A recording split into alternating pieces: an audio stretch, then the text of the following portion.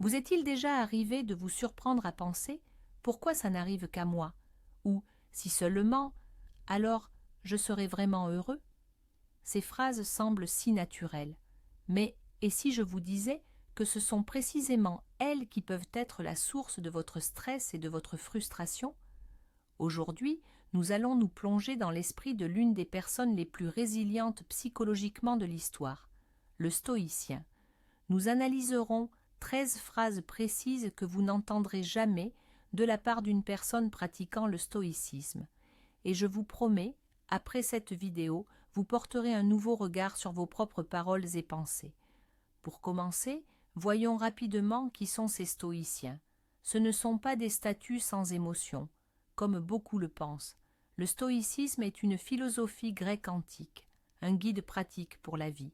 Ses adeptes, tels que l'empereur Marc Aurèle ou l'ancien esclave Épictète, aspiraient à la tranquillité d'esprit et à la force intérieure. Leur secret principal, la capacité de distinguer ce que nous pouvons contrôler de ce qui ne dépend pas de nous, et c'est précisément sur ce principe que repose toute leur vision du monde.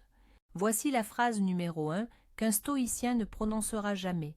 C'est injuste. Avouons-le, cette pensée nous traverse souvent l'esprit. On vous coupe la route. Un collègue a obtenu la promotion que, selon vous, vous méritiez. La pluie s'invite le jour même de votre pique-nique.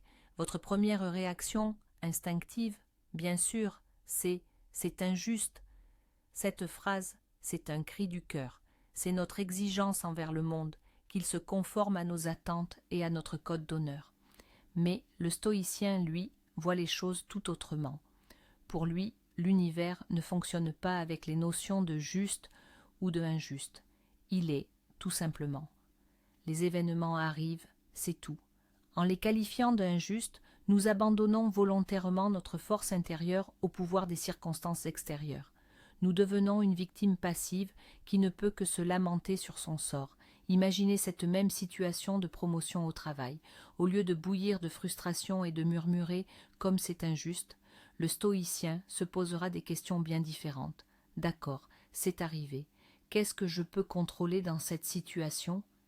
Puis-je parler à ma hiérarchie pour comprendre les critères de sélection ? Quelles compétences dois-je développer pour être un meilleur candidat la prochaine fois ? Qu'est-ce que cette situation m'apprend ? Voyez-vous la différence ? L'attention passe de la plainte impuissante à l'action constructive. Le stoïcien ne gaspille pas sa précieuse énergie sur ce qui est déjà arrivé et ce qu'il ne peut pas changer. Il la dirige vers ce qui est en son pouvoir, ses propres réactions, ses décisions et ses actions futures. Se plaindre de l'injustice est une impasse. Identifier ce qui est sous son contrôle, c'est un chemin direct vers la force. Très bien, passons à la suite. La deuxième phrase qu'un stoïcien ne prononcera jamais est « Pourquoi moi, précisément ?» C'est la question typique de la victime. Quand quelque chose de grave se produit, une maladie, un licenciement, une trahison, cette question surgit naturellement. Elle est empreinte d'apitoiement sur soi et de ce sentiment que le destin vous a pris, vous, pour cible.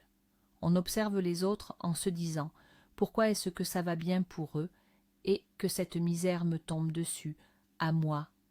Qu'ai-je fait pour mériter ça ?» Un stoïcien, lui, ne se posera jamais cette question. Savez-vous pourquoi ? Parce qu'il la juge absurde et même quelque peu arrogante. En se posant la question « Pourquoi moi ?», on sous-entend qu'on devrait par défaut être épargné par toutes les épreuves de l'existence, comme si nous possédions une sorte d'armure invisible et que quelque chose d'extrêmement rare ou injuste l'avait transpercé. Mais les stoïciens, eux, ont une vision lucide du monde. Ils comprennent que les difficultés ne sont pas l'exception, mais une partie intrinsèque de la vie.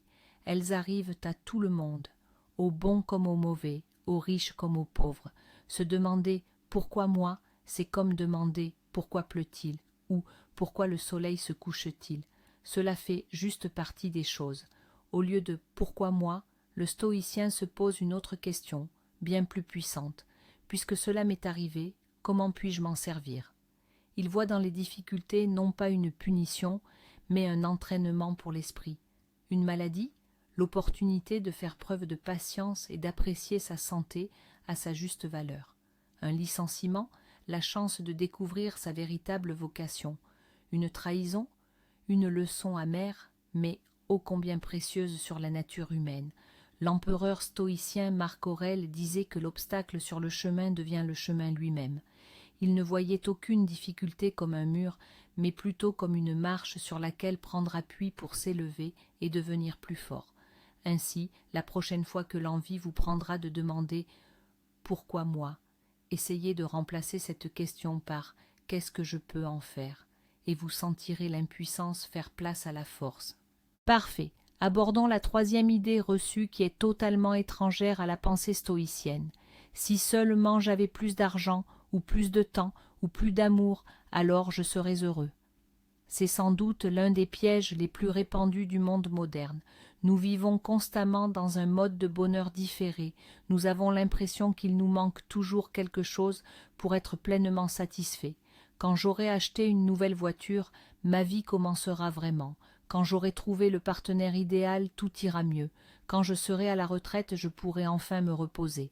Nous bâtissons notre bonheur sur des éléments extérieurs et futurs, des choses qui échappent à notre contrôle direct. Mais le stoïcien sait que c'est une impasse. La quête de biens extérieurs s'apparente à vouloir étancher sa soif avec de l'eau salée. Plus vous en buvez, plus la soif s'intensifie. Le stoïcien, qu'il soit un puissant empereur comme Marc Aurèle ou un ancien esclave tel Épictète, comprenait une vérité simple. Le véritable bien-être, ou eudémonia, ne vient pas de l'extérieur, mais de l'intérieur. Il ne dépend pas de votre compte en banque, de votre statut social ou du nombre de likes sur les réseaux sociaux. Il dépend exclusivement de la qualité de vos pensées, de vos vertus, la sagesse, le courage, la justice et la tempérance. Imaginez une personne qui gagne à la loterie. Est-elle automatiquement heureuse? Les études montrent que non. Après un certain temps, son niveau de bonheur retrouve son niveau initial, et il diminue même souvent en raison de nouveaux problèmes.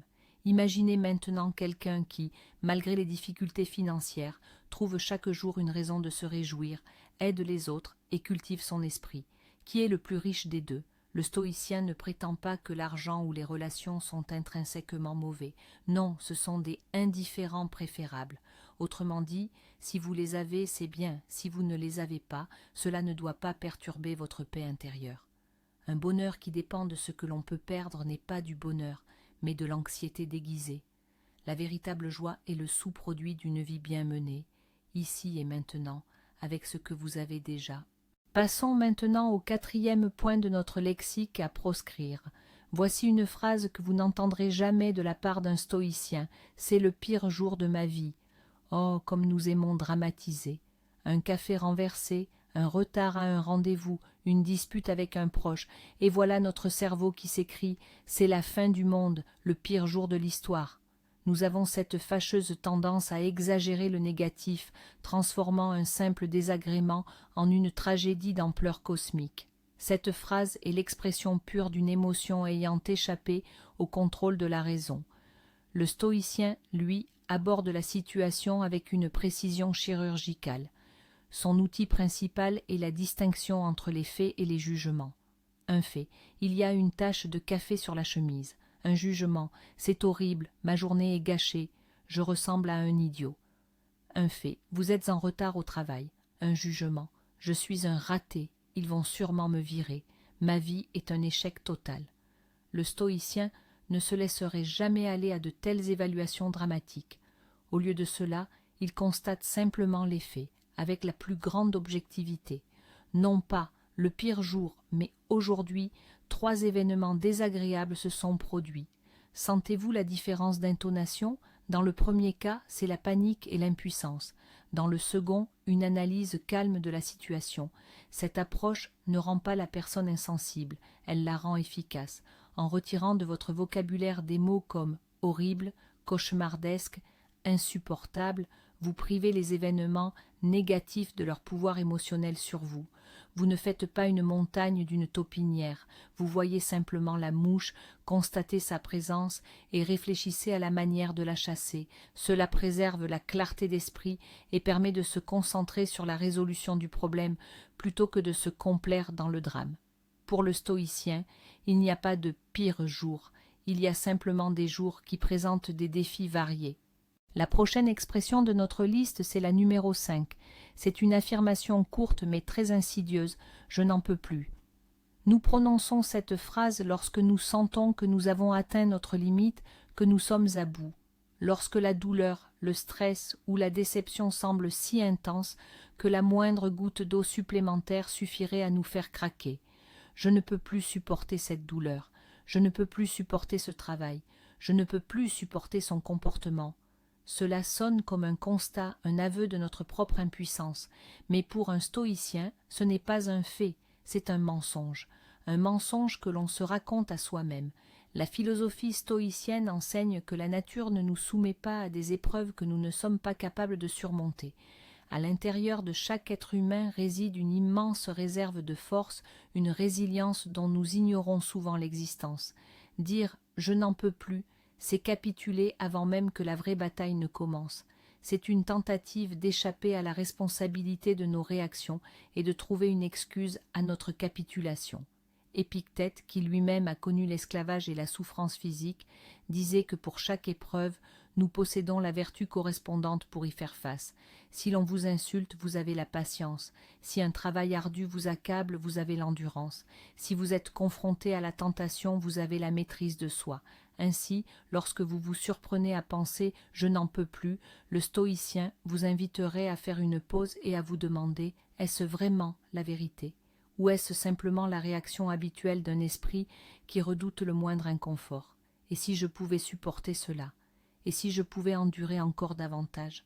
Prendre conscience que vous êtes bien plus fort que vous ne l'imaginez est l'une des étapes clés vers l'acquisition de la sérénité stoïcienne.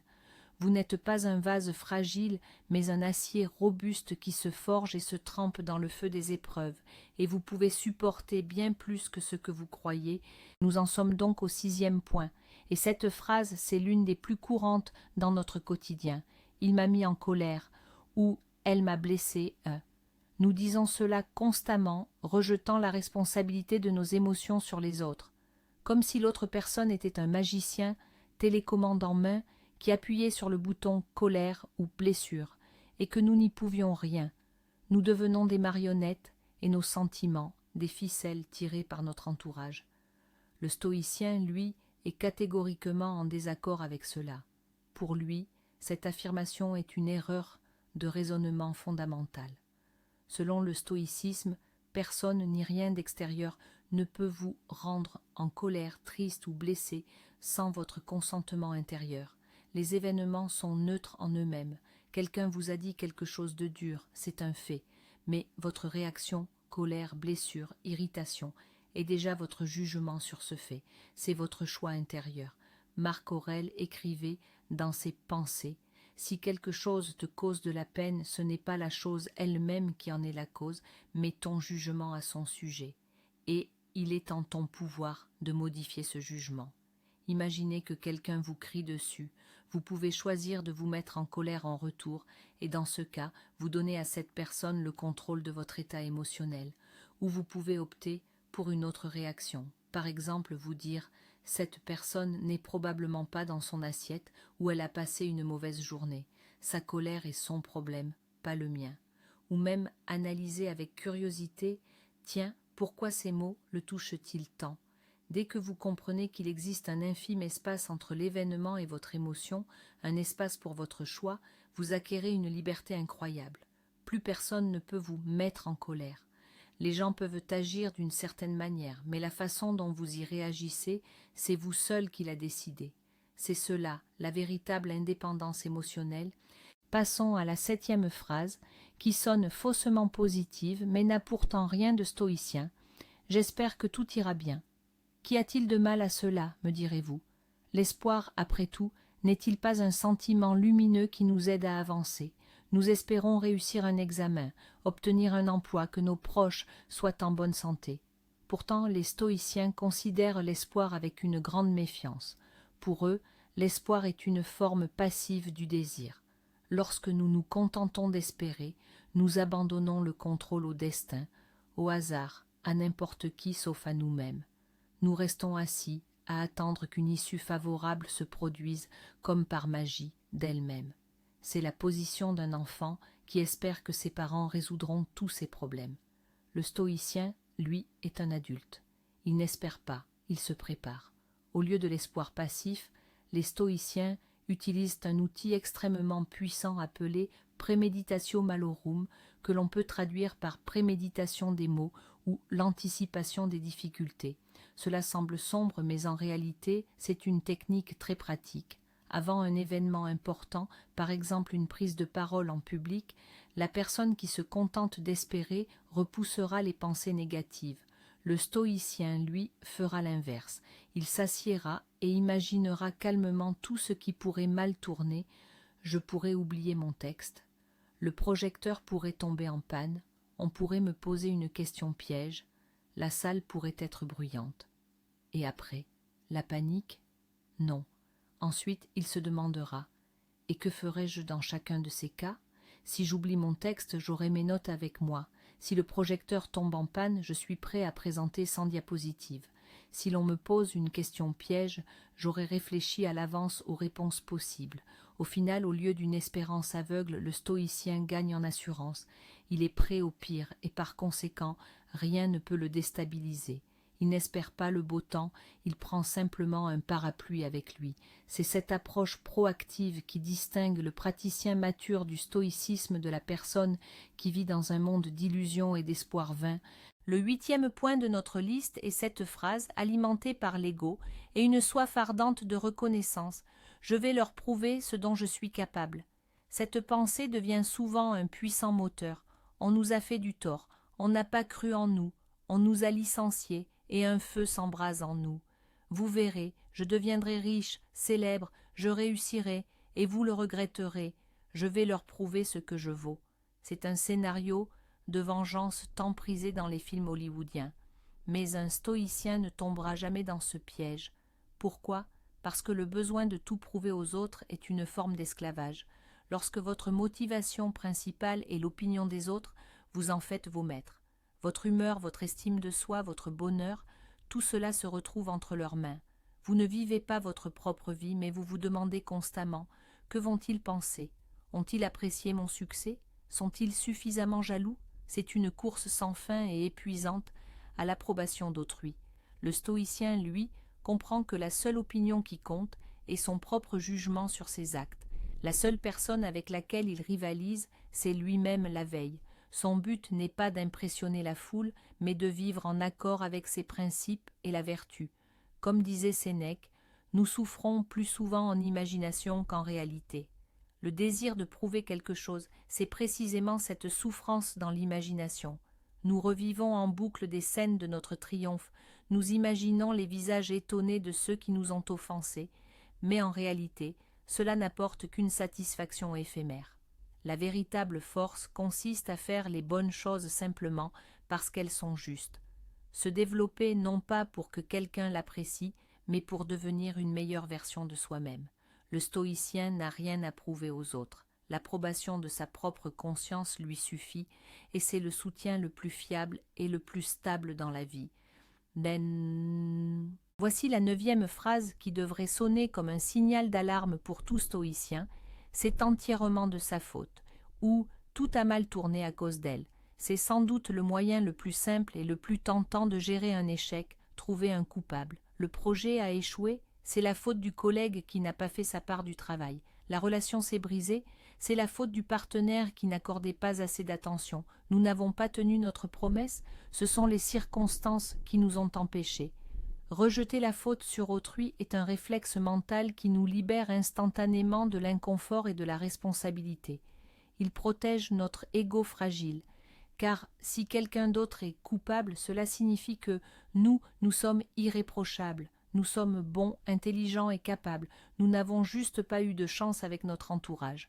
Mais le stoïcien, lui, n'y voit pas une protection, mais une faiblesse et de l'auto-illusion.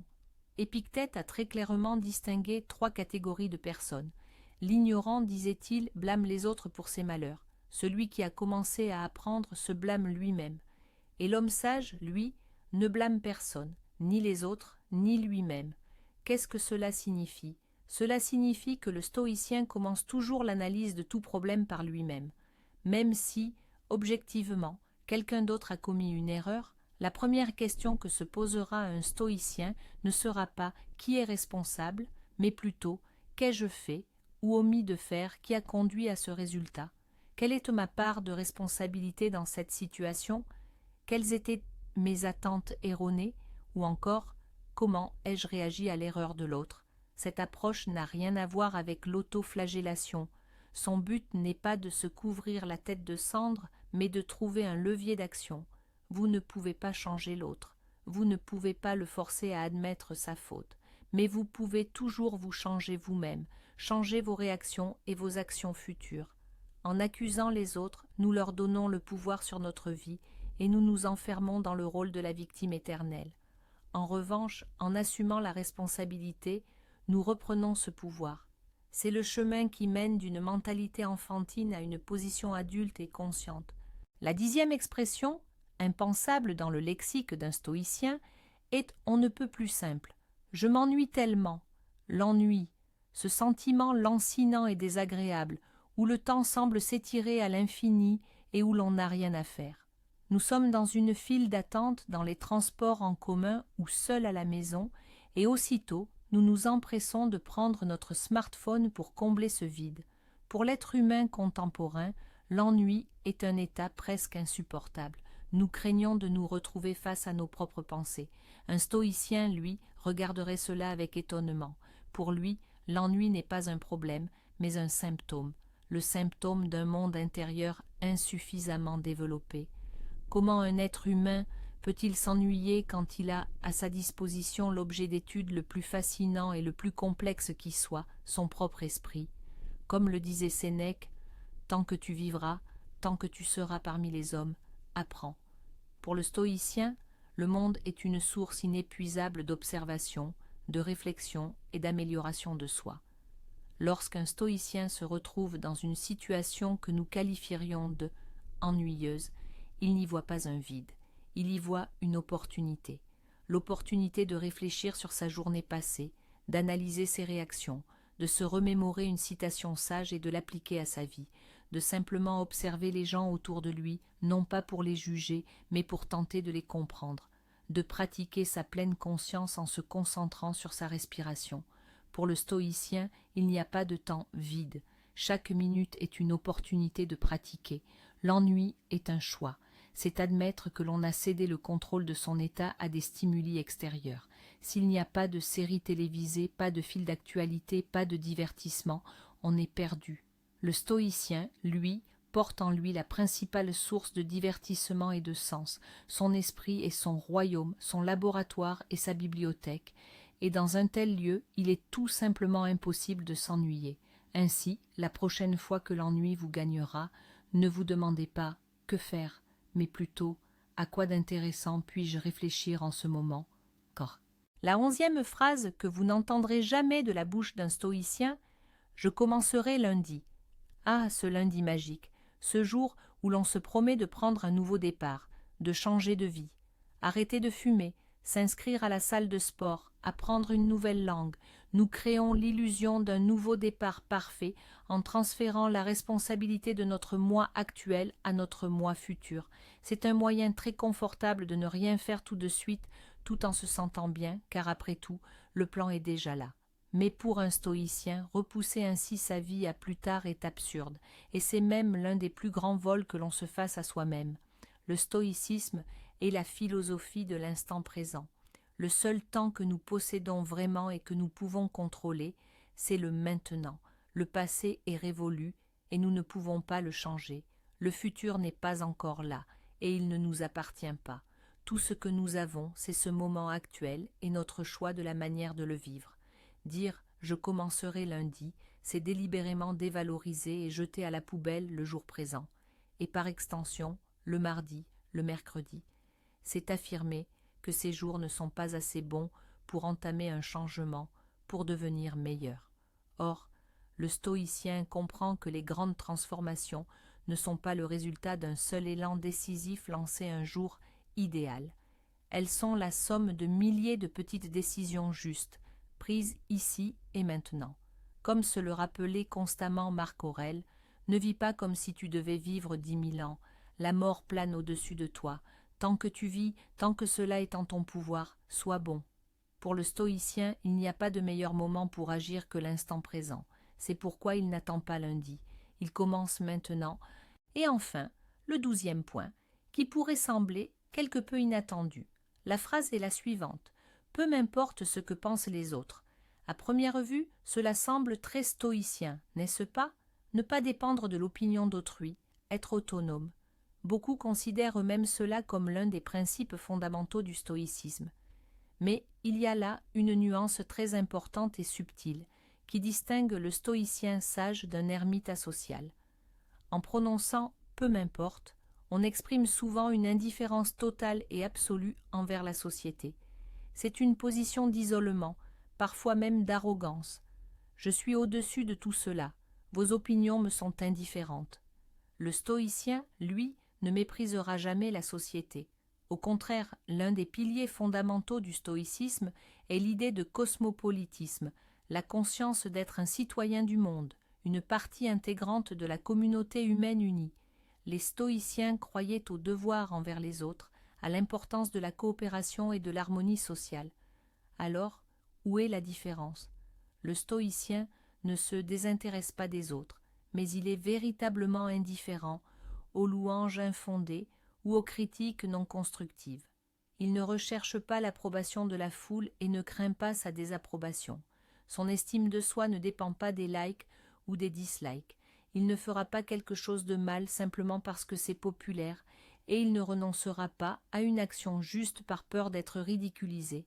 Cependant, il écoutera attentivement les conseils avisés.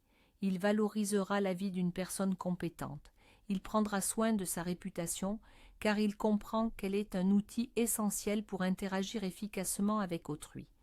En d'autres termes, le stoïcien filtre l'opinion d'autrui à travers le tamis de la raison et de la vertu.